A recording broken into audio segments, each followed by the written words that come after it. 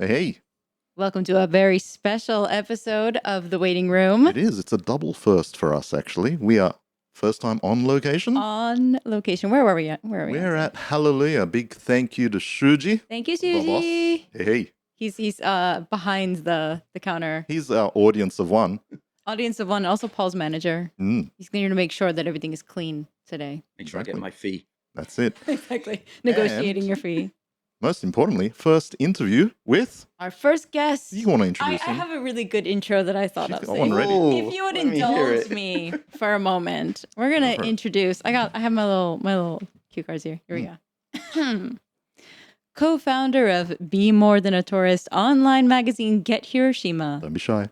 fearless leader of inbound tourism consultation company Jizo Hat. You know him, you love him. He's a mean green bike riding and running machine. Ladies and gentlemen, please welcome to the stage, Mr. Paul Walsh. Hey, Paul. Hey, thank you very much. One hell of an intro, but I like to know him as a DJ Paul from the Massive. Big ups. You got- Nice. Thank you for coming on the podcast today. Thank you for having me. Paul. It's lovely to be here. Lovely to be here. Well, for people who don't know Hmm. Paul, I think we would first like to have you introduce yourselves to our listeners who might be meeting you for the very first time. Yeah. Well, hello, everyone. I'm Paul. I've been in Hiroshima since the dawn of time, really. Has been a while, The hasn't It's been it? a while. OG It's been a expat while. community You can right put in the here. comments how many years you think it is. Just look at my eyes. The weathered Nice. eyes that have seen things. He's seen things. I've been here a while. In Hiroshima, 28 years now. 28 Yeah, years. You're yes. originally from Originally from the UK. in the UK. Yeah, long time ago. Yeah. Nice. When That it is a was it the UK then, or was it still the colony, or not the colony, the great colonizer, the empire, the British Empire. The empire was well, we didn't realize we still had much lower to drop. Pretty well established, though. I think you're all right by that. And it might not be a coincidence that when Paul left, the empire fell apart. Mm. That's a good point, actually. We're going to look into that one. Actually, when I left the UK, things got really good for about 10 years. Paul's very modest as well. Very modest. So, what ended up bringing you to Japan and eventually to Hiroshima? I was a jet program participant. Okay, could you explain what JET is to our listeners? So a week after I graduated from college, Mhm. I was on a plane to Oita Prefecture in Kyushu, Mhm. a pretty countryside place Mhm. there, and I was on my way to help out. I was an assistant English teacher, so Okay. helping out Japanese teachers in English classes in junior high school and mostly junior high school. Yeah, Yeah. some senior high school classes. Yeah. Mhm. The JET program, that's been going for a few years, right? From what I think. I think it's been going since the 80s, Yeah. something like that, right? Ah, okay. And then when I came in on that was 91, 1991. Yes, wow. Mm. And there were about 3,000 people, I think, on the program across okay, the whole that's- of Japan. Yeah. Yeah. Okay. So yeah, that's how I originally came, and that's where I met my wife Joy. Yeah, Joy. Oh, cool. We yeah. started JET program on the same day Oh, wow. in the nice. same prefecture. How did you, what made you want to join the JET program? How did you find out about it? It was a year before I had kind of strangely I'd won an essay competition He's a to prolific writer, ladies and gentlemen. He won an essay competition. won an essay competition to spend 3 weeks in Tokyo with I think it's now gone bankrupt. Nikko Securities. It was a big, Nomura. Oh, Okay, yeah. It was one of those Yeah, big yeah. securities companies, and I it was an essay competition. You had to write about finance. I was a history student. I knew nothing about finance, and I still don't. So I wrote something. It was about the future of relations between Japan and Europe Mm-hmm. after the it was around that time where Europe was coming together. Okay. So the complete opposite of what it is now. So after Yeah, right. with the euro coming and everything like that, Mhm. and I didn't know anything about that, so I kind of wrote it a little bit in a historical perspective. As an expert of history. Yeah, as a history student. Yeah. And then somehow they liked the fact that I hadn't done anything on the theme that they set. And We like Hang on. He's different. and me and one other guy Mhm. from he was at a college in London. He was studying chemistry, and we got sent on this program 3 weeks. And when we showed up in Tokyo, everyone was from the America. There was loads of other people doing this program, all from Ivy League schools and Ivy League MBA places and stuff. So it was a little bit intimidating. But 3 weeks, kicking around Tokyo, learning about stocks and shares and stuff, but also doing field trips and stuff like that. So did that for 3 weeks, and actually by the end of it, I thought, Japan, I'm good. Yeah, I'm okay. yeah, right. Because we didn't have much money. Yeah. So limited to what much fun we could have and stuff. But 3 weeks seemed enough, and I'm vegetarian, and was then, and I had to eat. I know you're a big fan of rice. Yes, I love rice. But I had to eat rice 3 times a day for 3 weeks. Yeah, that's rough. I don't know. It's getting better, right? Though it's pretty hard for vegetarians, especially vegans, right? In Japan, slowly but in surely. In '91, it was non-existent. Rice or nothing. Yeah. The first day I showed up at the cafeteria, and there was this tray set aside with Mr. Paul Walsh written on it, with one of those silver, the things you see in the movies. Yeah. I can just I was imagine. like, I wonder what this is. And I opened it up. It's this beautiful rice, like eggy omelette filled with rice. Would you say, right? Yep. And I thought, this is good. And they made it vegetarian, and I enjoyed it. And then next meal, rice again. Okay, right. And then that continued for breakfast, lunch, and dinner. How long is Paul staying? All right, we'll do rice, eggs, rice, and an rice. And then on Friday, just to shake things up, rice. I was going to say just rice. Just an omelet or just rice, or you can have both together. Exactly. Nice done. So, but going from rice and financial tourism in a way. So you get Hiroshima. Tell us a bit more. That's you're a co-founder of? Yes. Me and Joy started that in around 1999, 2000, around that time. Yep. And so that was also, the idea was we were going to be like the meta of Asia.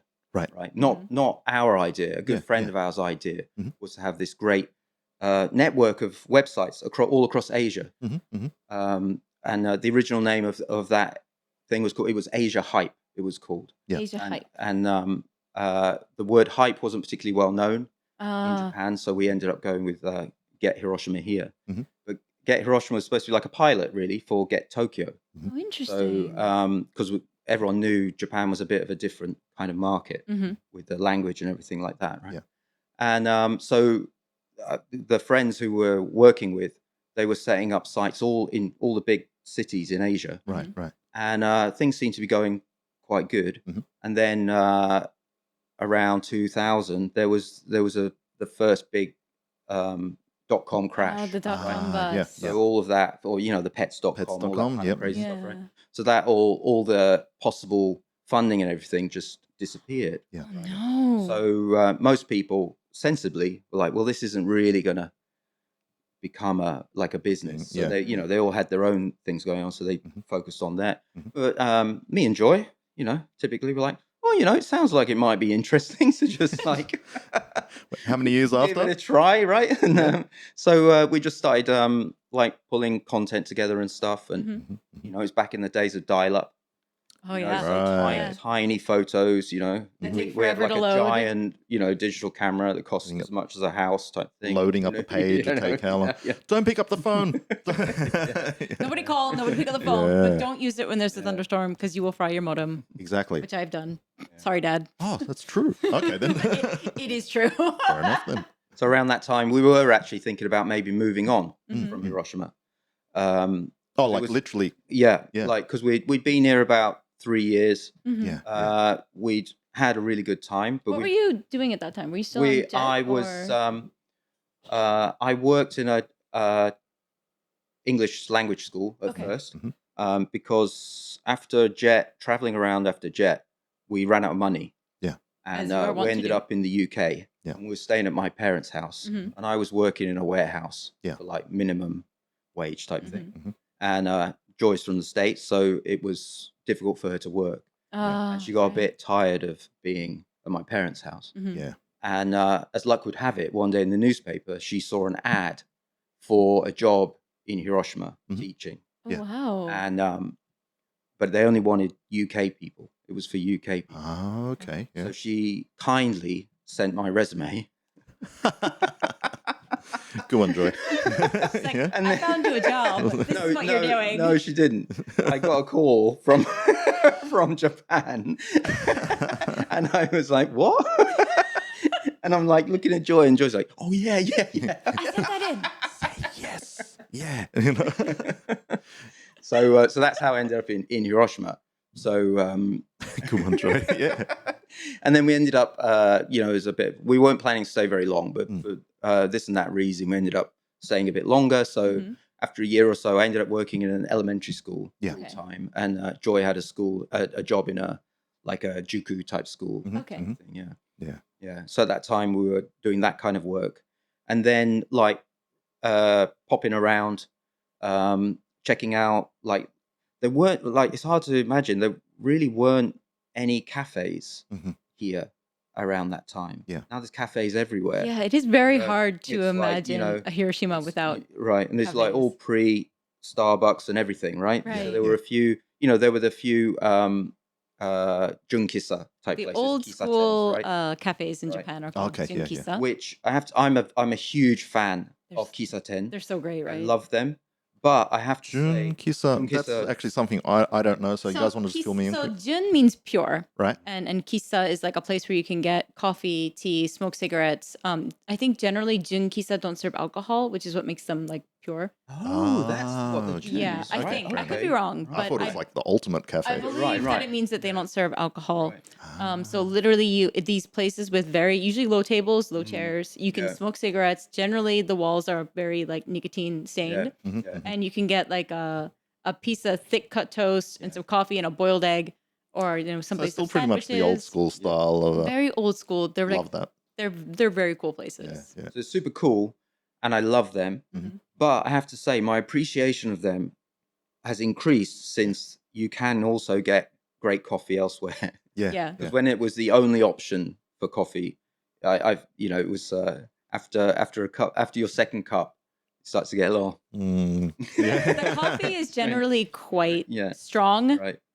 Black as night. Yeah. And who knows how long it's been sitting there Right, for some right. places. Some places do brew your cup in like a siphon type setup as well. I don't But mind setups like that. There's like, what type of coffee do you have?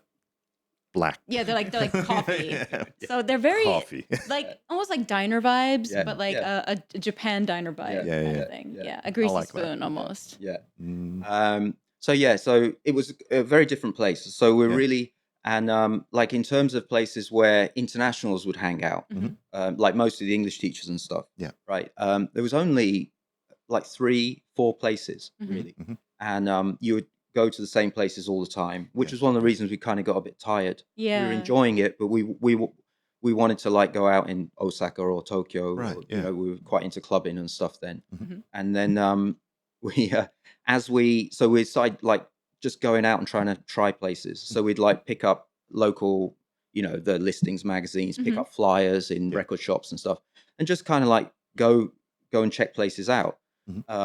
Which sounds really normal, but in Japan it doesn't. People don't really do that much. You Right. kind of usually have there's usually a regular crowd at a place, and it's usually if you're connected to that crowd that you go and try it out, right? Yeah. So even today it's still a little bit like that, right? But Yeah. back then it was really like that. Mhm. So it was quite a few times we would go, we might have to pick up a flyer. It looks like a cool party. And we'd walk in and be like American Werewolf in London. Right, yeah. Everyone's it goes completely silent. Everyone turns and goes. Yeah. And we had a few dodgy encounters as well. Sometimes imagine.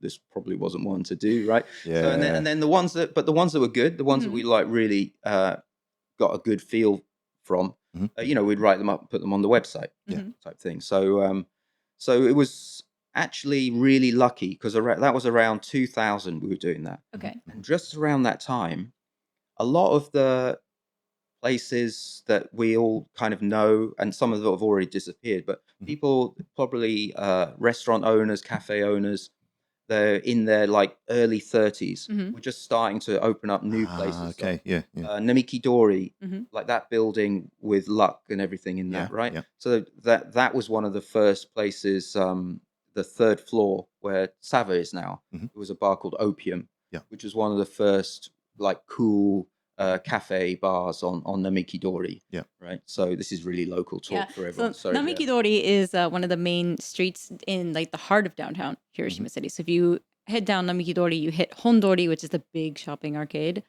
So this is just a place where, you know, a lot of basically in the downtown area, there's like restaurants and shops that are just very like it's just all concentrated there, and people usually work in and around the downtown area. So Yeah, it's a yeah. place to go, grab a drink after work, or you know on the weekends you can just sort of walk around and all that. So that's where Namikidori is. Yeah.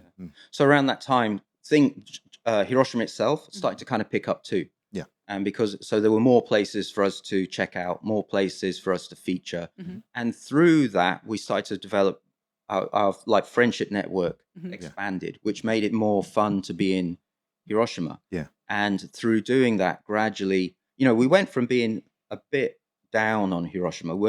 We felt like it wasn't really where we were supposed to be. Mhm. But we just developed more and more of an attachment, and then ended up really falling in love with the place. Seems right? like it would have been good timing. It was right? it was great timing. Yeah, it was great Mm. timing. Yeah. I think that hits on something that I hear from a lot of people who end up staying in Hiroshima is making connections with people here. Yeah. Yeah.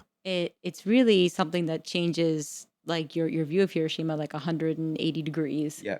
Because once you meet that one bar owner or that one restaurant owner and you get on good terms with them and you start to know all the regulars and then they introduce you to other places and you just end up building this massive network because everybody is so kind of interrelated, like the bar scene, everybody's kind of related. Yeah. The coffee scene, everybody knows each other. And so you just have this great network of businesses that don't really compete with each other so much as, oh, if you like my bar, you're probably going to like this bar. Yeah. And Yeah, it's sort of yeah. like a win-win There situation. is more of for a everyone. community feel Yeah. with that.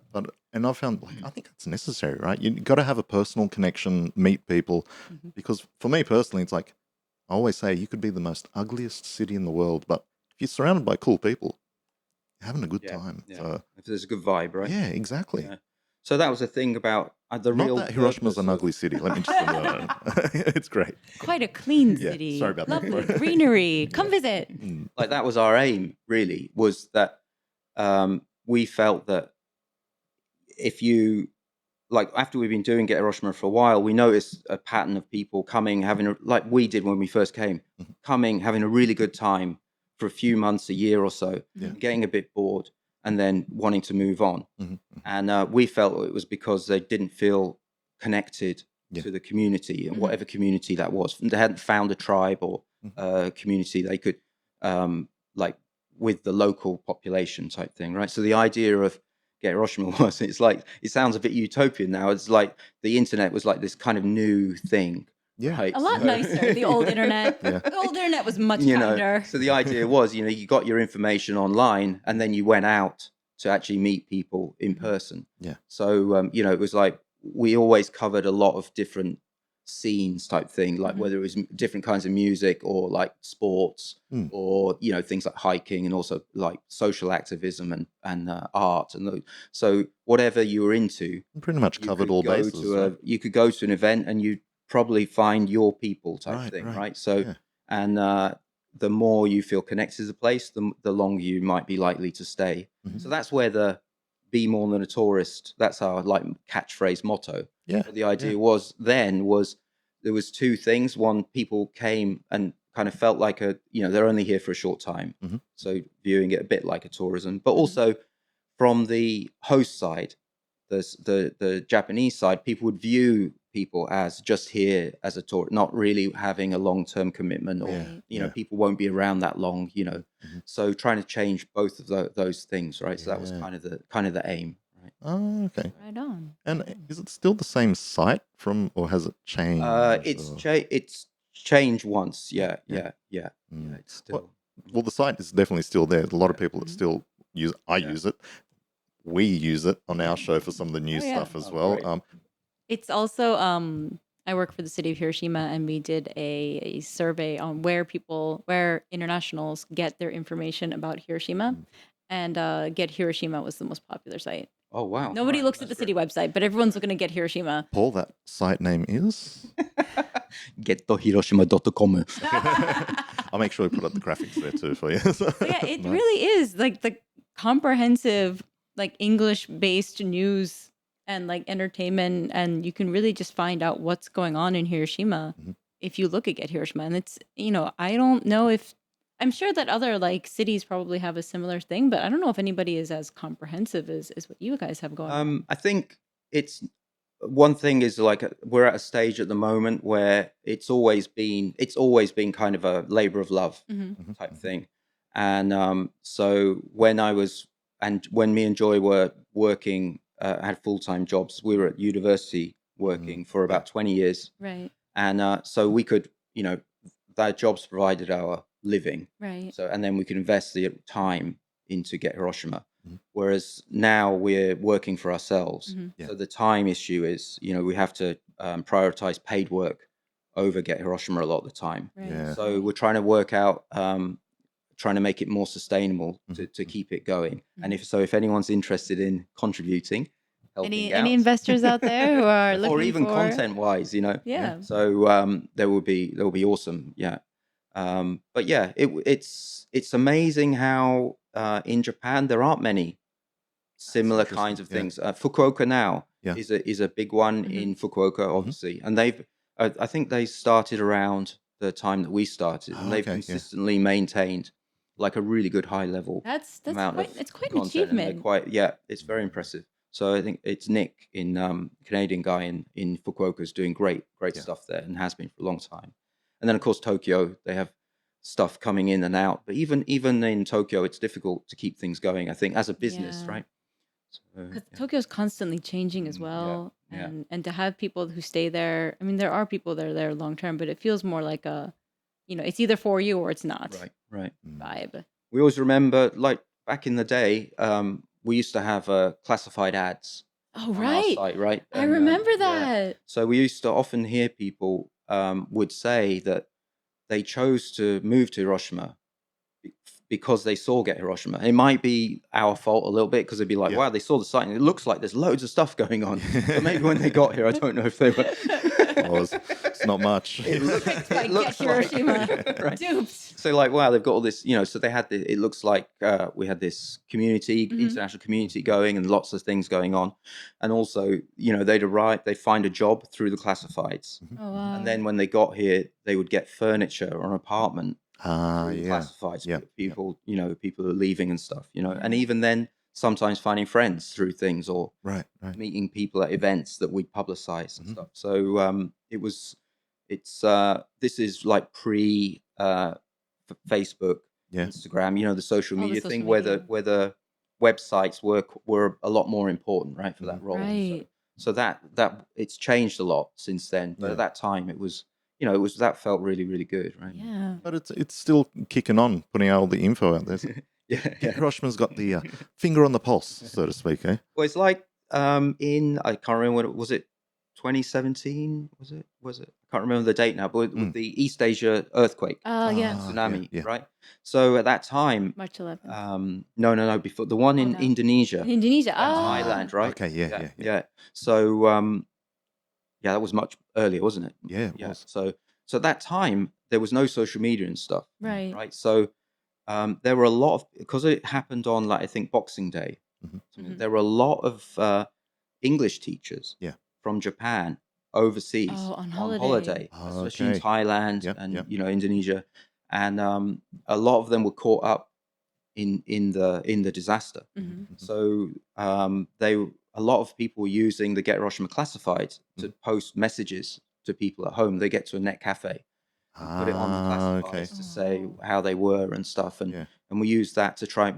We tried to get information out about people and stuff through the site and stuff like that. That's interesting. And then similarly, slightly different, but during COVID, we started like pulling together all the local information that we could find about the COVID situation in Hiroshima Prefecture and this region. Because when you looked at the English news, it was usually focused on Tokyo or Osaka, the big places, right? So it was hard for people to get really, really local, Right. like really local information. Because like I will say at that time, the prefecture still doesn't have an officially translated English website. Right, right. The city does.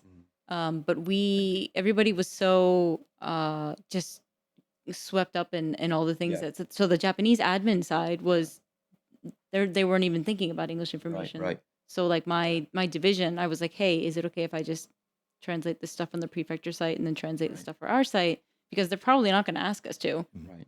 And being able to get information out, especially in terms of disasters and pandemics, to have a website that that locals look at, it's massively helpful to have an online hub. Yeah. Yeah. Yeah, because that was, it came from personally. I didn't really know what the situation was. I didn't know how worried I needed to be or Right. how worried we should be for the family and stuff like that. So I realized it was a bit hard to get the information. And then I realized if you couldn't read Japanese, Yeah. it was almost impossible. Yeah. So just started doing it for myself, really, for Yeah, that yeah. need type thing. Mhm. So it's like we're up and down with Get Hiroshima. It's like our third child, Yeah. but it's like forever a baby, constantly demanding to be fed, but never grows up type thing. But you keep feeding it, don't you? So it's We a do bit. lock it in the closet sometimes, but It's a bit we're of a- not bad parents. Yeah. But so like there's times where we're like, wow, maybe it's Don't about shake time. Get Hiroshima. We should pull the plug, maybe. Yeah. Let's stop the baby metaphor now. But maybe we I should, got more. but we should pull the plug, maybe. But then when those kind of things come up, and it's like, oh, there is still a role for it. Yeah. So it's still going. Yes.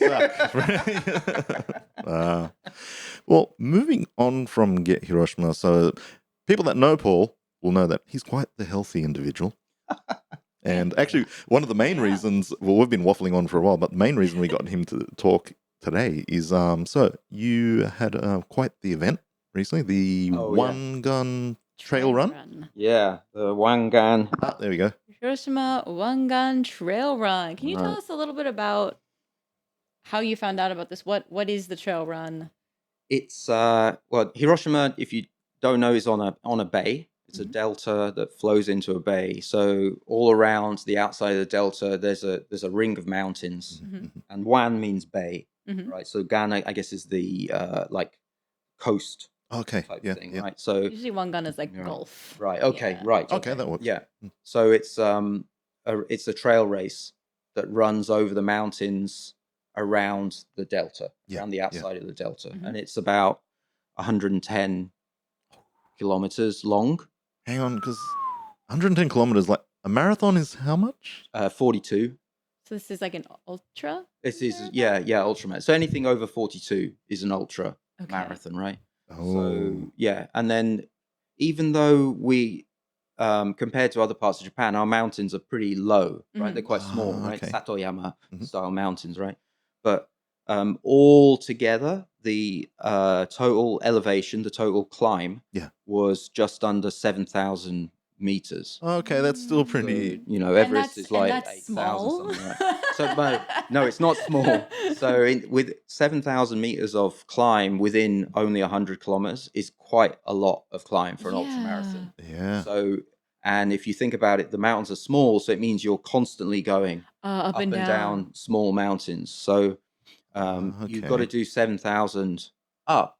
Right. You also have to do 7,000 down. Yeah. It's generally pretty steep. Goodness. You'll know anyone who's done hiking in like small mountain areas around like cities in Japan will know that the trails are generally straight up and straight down, right? Yeah. So yeah. So what made you decide that you wanted to do this aside from being extremely masochistic? And how do you prepare for something like that? Paul seems to be a glutton for punishment. Okay, go on.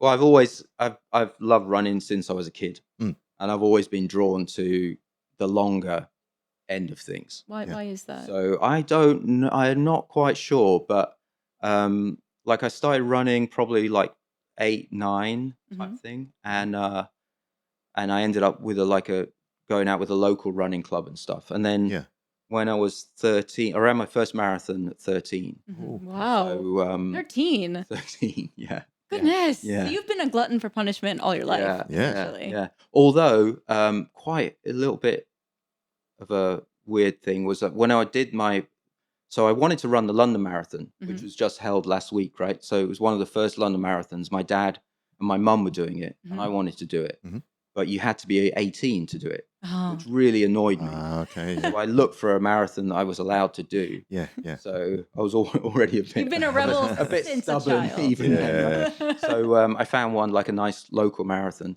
and went out to do it. And I was, I trained pretty good in like, sometimes 100-mile weeks, yeah. often twice a day, and What? and I was going okay, and I'd read my books and stuff, and I was like keeping things cool, keeping it slow, and I about 10 miles, 13 miles, I ran past a little kid in I remember he had this baseball cap on, Yeah. and I went past him and I was thinking, he went too fast, right? Like, Yeah. not be reading your books, and I was, kept going along, and I hit the wall, which is when you run out of carbohydrates and you switch over to fat burning. Okay. It feels like you're going to die. It's called hitting the wall. Yeah. And so I was really struggling for a while, right? Around 20 miles, so 6 miles to go, and then towards the end, I started to pick up again. You start to feel once you switched over to the fat burning, things come back. I was feeling pretty good. I was running pretty strong to the end, feeling amazing, feeling like, yes, how amazing am I? Yeah. 13 years old, Running a marathon. and right on the line, baseball cap kid just pops in front of me. Crosses the line. Turns out he was 9 years old. Oh no! Baseball cap kid. Showed you. Years Didn't old. show me. Yeah. Feel my thunder or what? Wow.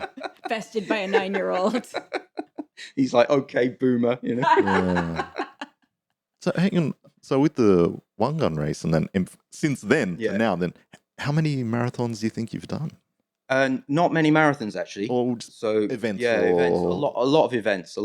So after I did the marathon at 13, I didn't do another one till I was like 30. Because I thought I should. Wow, focus red on- cap fo- guy really fo- put you down. Well, I always thought I should focus on short speed and stuff like that, and Yeah, then when I'm older, go back to the marathon and run some good times. Then, right, was the plan. That was the life plan. Yeah. So I went to through high school and like university. I was doing track and stuff like that, right? And then when I came to Japan, I was doing some ʀᴏᴏ racing and stuff, and then I got a bit tired of things and ended up going into triathlon.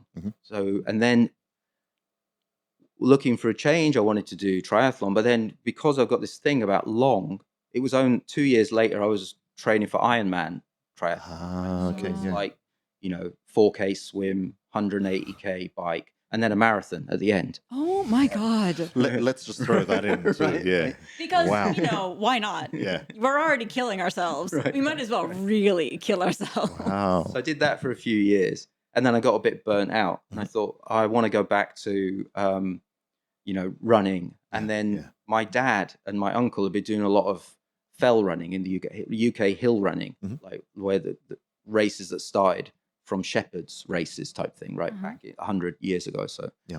And so I realized that we had a trail right outside our house in our neighborhood, right? There's a nice trail in the mountains. So I started doing some trail running, and then I started entering some trail races and stuff, right? Yeah. And then I'm thinking, enjoying these short trail races. And then within 2 years, I'm like, I should really try a 100-mile race. Yeah, you should. Because that's the natural progression. Get drawn Obviously, to it. the right? longer I races. I see some article online or something, or see a video. I'm like, well, that looks really hard. I want to do that. Let's do that. Yeah, having this chat is kind of. Have you seen that meme of all those bodies on Mount Everest were really motivated people once? Yeah. Right. Yeah. Right. Wow. It's the second mouse that gets the cheese, Yeah. Damn. Yeah. Like, So I did a couple of. It's being run right now. The Mount Fuji Yeah. 100-mile race is actually running. They're running it right now. And about 10 years ago, I did that 2 or 3 times. I was about to ask. Yeah, you So, said you have done that one. Yeah, and then ended up being a bit injured and stuff. like that. Okay. So What, on the race or? no, after Yeah. like So that's what I wanted yeah. to talk about. How do you prepare before? How do you sort of, it's because you're running marathons that take, like a day Yeah, or yeah. so. How do you prepare for, like, what are you eating? How are you staying hydrated? And then afterwards, how do you take care of your body? Well, when I did the first hundreds, I took it a lot more. I was quite serious about it because I was terrified. Well, you should be. Right, because Yeah. Yeah. the Fuji course, 100 miles is obviously a long way, Yeah. and the Fuji course, it was like 8,000 meters of climb and stuff, right? So it was like Okay. it was going to be. I knew it was going to be really tough, so I was really scared Mm-hmm. about what it would be like. So I was training quite seriously, quite carefully, and for about probably a year and a half, 2 years, trying to get ready for it, right? Yeah. But it's basically you with I had a lot of experience running, Right. so so that helped. I had background, right? But basically focusing on at the weekends to pretty long runs back to back, really slow, getting used to doing a lot of walking, because that's with the ultras, you can walk in the hills and stuff. Yeah. And unless you're one of the very best in the world, it's difficult to run most of the hills that you're hitting, right? Because it's so steep, so long, that type of thing, right? So and a lot of people sometimes joke that the ultras, it's more of a eating contest than a running contest, because you have to fuel your way Yeah. through, but you've also Right. got to fuel sensibly, Mhm. because it's easy to tip into eating too much and you feel Okay. sick. So my first 100-mile, I had a really set plan of what I was going to eat. Mm-hmm. Mostly liquid food, but Yeah. I had all the calories and everything. And then when during the first 50K, it was going a lot quicker than I planned. Mm-hmm. But I was focused on eating based on distance rather than time. So I was eating, I ate a lot more than I should have done in a shorter time. Mm-hmm. Yep. And ended up feeling, from about 50K, I felt quite ill. And that's another thing about ultras, the mental thing, the idea that things will get pretty bad sometimes, but generally you just have to believe that you will get through it. You just keep moving forward if you can, and eventually you will feel better, right? And but it's also and that's what I was doing in this race. But I realized that sometimes it can take 8 hours for you until you feel better. Oh, that's a long So time. something you start to really, this is never going to change. With the ultras, and like I was saying, so you got to keep up the fuel. Are you carrying a lot of this stuff with you, or is it is there pickup points, or is it? There's usually aid stations along the way. Like, depends on the race. I mean, there's pretty much always aid stations along the way. Yeah. But, and it depends on the race how far apart they are. But your most long races, you're mandated to carry a certain amount of calories just in case you get in trouble and stuff. Yeah. Plus, I'm vegetarian, so a lot of the time in Japan, it's like deer curry, or it's like there's a lot of like animal products at the aid stations and stuff. So I generally carry what I can, and from triathlon, I try not to eat too much food. Yeah. So What are your like go-to foods for if you're doing? Actually, more and more going back to real basics like PB&J. PB&J? That kind of thing. And I'm always jealous of these races in the North America that have burritos. Oh, really? I'm not sure it would be good for my stomach actually, but I always feel like a burrito. That sounds all right. Yeah. But in the UK, they eat like rice pudding. Have you ever had rice pudding? Sweet rice pudding, right? So a lot of people eat that, which is probably quite good, but you can't get here. Yeah. So. And stay away from those dodgy mushrooms in the hills, right? Yeah. But I tell you what, though, like, or maybe my one thing, miso soup has been amazing for me. Yeah. Like the first 100-mile I did, I got to from about things were going quite well, and to about 100K it was going okay, and then it took me like 8 hours to do the next 30K. Because it was really brutal. Like really, I just wanted to. I never was going wanted to say, to see is that because another it was mountain hilly or it psychological, or it was just like these up downs forever. It just never. Oh wow, yeah. And the pro guy who was second, I saw a video afterwards, and he got off that section. He was crying. Oh, So yeah. when he got into the aid station, it was really brutal. So I got to the aid station. I was just like, oh my, this is like, I still got another 30K Yeah, to go, yeah. right? And they had this miso soup with nameko. These are sort of like slimy mushrooms. Little Yeah. slimy button mushrooms. Yeah. Right? And I had gulped down a couple of cups of that, and I ran the next 30K in 2.5 hours. Like it was like I was like running. Like I was hallucinating at the same time. But I was like the last part was through the suicide forest, right. ⴑⴏ something like that. Right? Yeah. And but it's beautiful. It's a beautiful forest, and Yeah. like the moss was just turning into all these faces and stuff, and I was like, shooting through. Are Like, you sure those were nameko mushrooms? Because is that something that happens though when you run marathons? Is that I think when common? I don't know. How many Ks are we hitting at this? So this point? this was from 130 Ah. to 160, right? So it was the last 3 hours of a 27, 28 hour thing, right? Yeah. So this one at Wangan, like the Fuji race, I did quite well. I finished quite high up in the field. Yeah. And it was 100 miles rather than 100 kilometers, right? But Wangan, obviously, it's over 10 years later, didn't prepare properly. So it took longer to do the 100K. But I did notice over the last few hours, I was like, not hallucinations, but every puddle was taking on the form of something. It's like some kind of face or something, or and when running through the forest in the dark, in the mist, the trees all look like you'll see things. stuff, Yeah. And I was like, oh, this, I was like, Have you never experienced like it's like ultra tiredness, but you're still trying to stay awake, and you start seeing things? Yeah.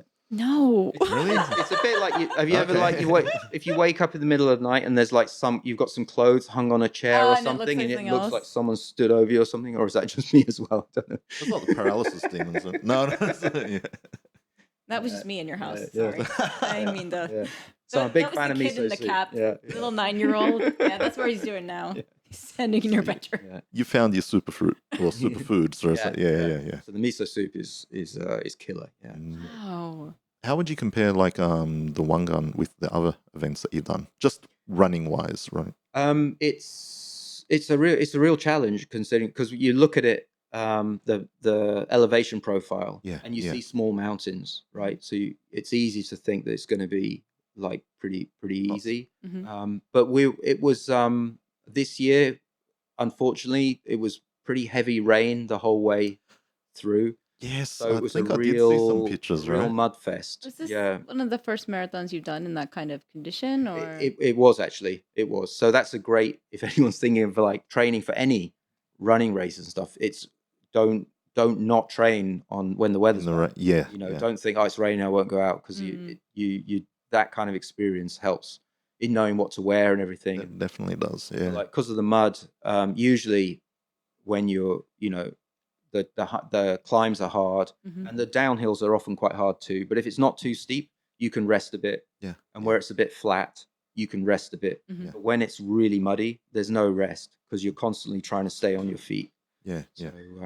So it's tiring the whole time. So that was a bit hard. Did it get you really down when it started? Like, actually, how long did it rain for? Was it a nice? It rained for a good chunk. Like, rained most of probably from start at 6 in the morning till 3 in the afternoon, 4 in the afternoon. Goodness. Oh, okay. And then it started again in the middle of the night again. So about 2, 3 in the morning, it started again right through. So yeah. How do you feel when it's just it's one of those things where it's just keep pushing, or? Well, yeah, you just got to keep going, right? And you fall quite a lot, so you have to be careful not to fall too hard and stuff. So you're always worried, so you're tense. So it's all about moving forward, though, right? So yeah. Because I was getting into it, getting a bit down, like quite early on. I was like, this is going to be. I knew it was going to be hard, and I was unsure if I'd be able to finish. I was trying to work out where would be the best easiest place to quit Mhm. to get back home type thing, right? Yeah. Because And did I read right that there's kind of time limits?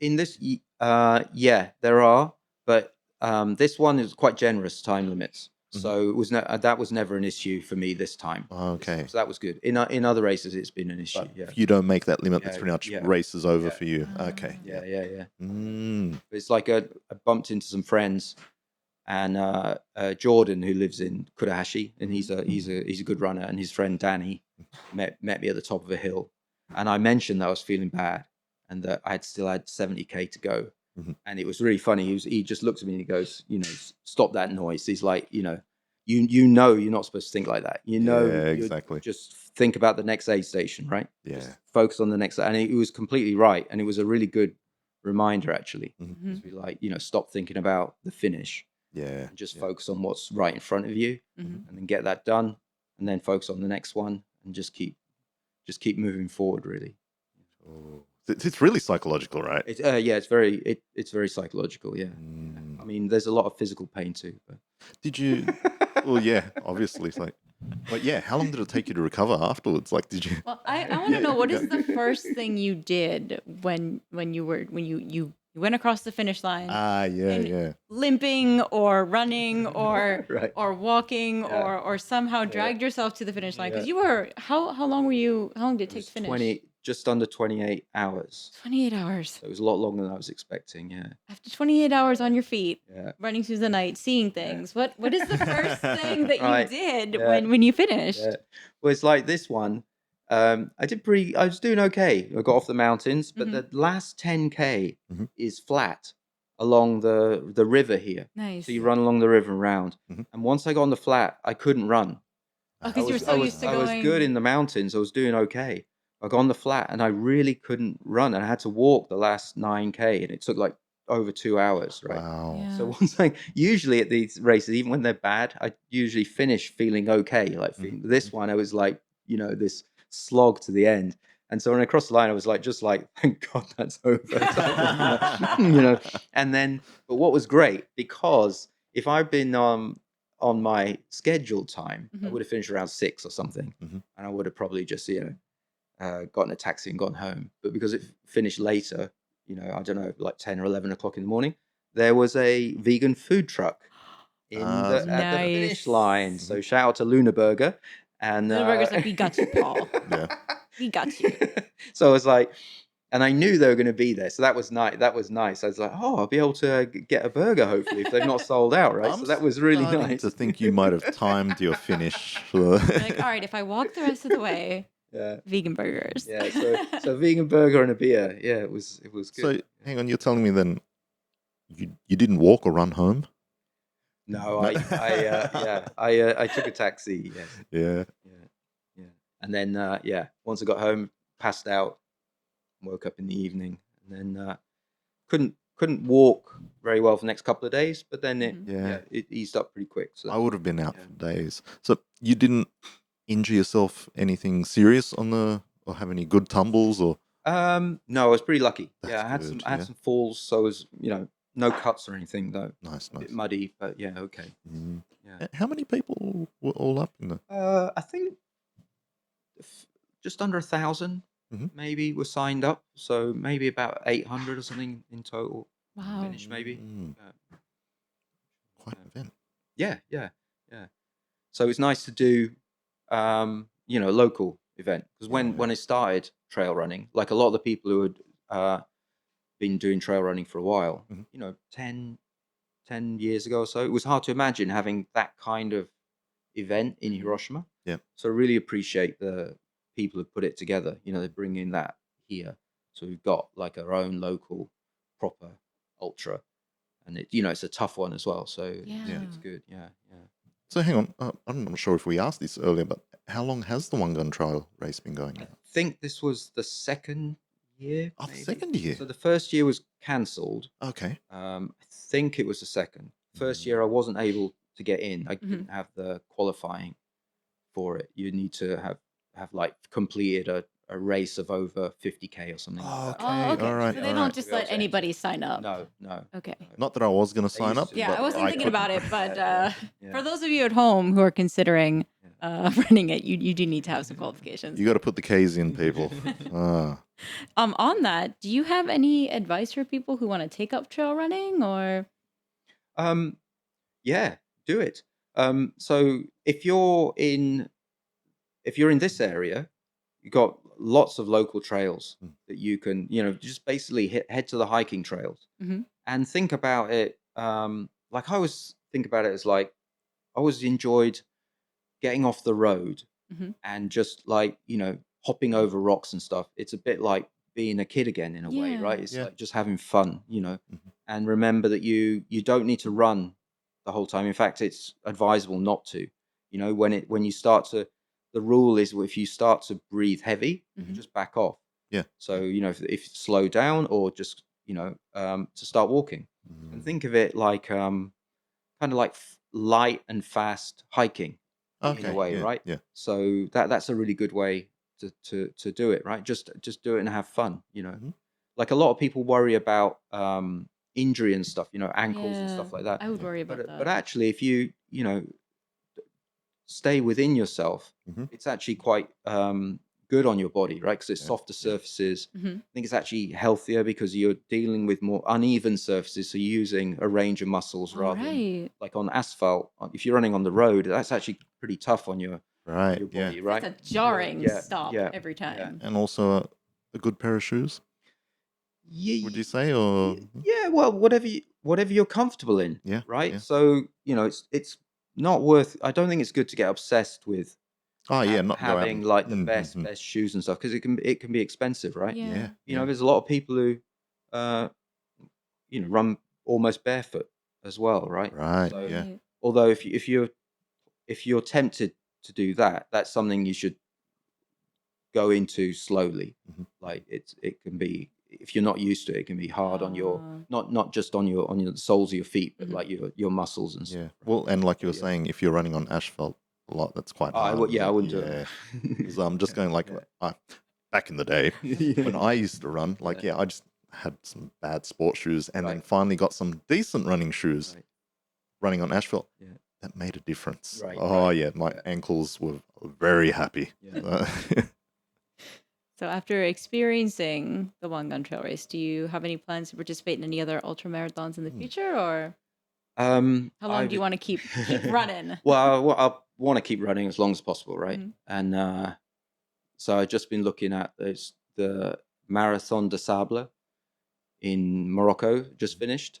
So it's a 250-mile. It's a stage race, right? Over nearly a week.